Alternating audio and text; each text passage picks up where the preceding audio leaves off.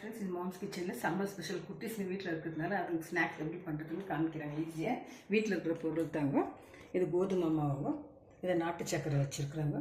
இது பாதாம் வந்து மிக்சியில் போட்டு கிரைண்ட் பண்ணி வச்சுக்கிறாங்க. ஒரு பனானா, சோம்பு, ஏலக்காய், முட்டைங்க, எள், கொஞ்சம் சோடா உப்பு வச்சுருக்குறாங்க, ஆயிலுங்க. இதெல்லாம் மிக்சியில் போட்டு அரைச்சிக்கலாங்க. வச்சுக்கிறோங்க. இப்போ வெல்லம், நாட்டு சக்கரை போட்டுமா ஒரு கப்புங்க, சோம்புங்க பண்ணிக்கலாங்க. கிரைண்ட் ஆகிடுச்சுங்க ஃப்ரெண்ட்ஸ். இதில் எள் 2 ஸ்பூன் போட்டுக்கலாங்க. பாதாம் மிக்சருங்க மிக்ஸ் பண்ணி செய்ய வேணாம் போட்டுக்கலாங்க. எள்ளெல்லாம் கொஞ்சம் போடலாங்க. போட்டு கொஞ்சம் எள் வைக்கலாம். எள் போட்டால் பசங்களுக்கெல்லாம் ரொம்ப நல்லது, கால்சியம் இருக்கிறதுனால எள் சேர்த்துக்கோங்க. நெய் போட்டுக்கலாங்க.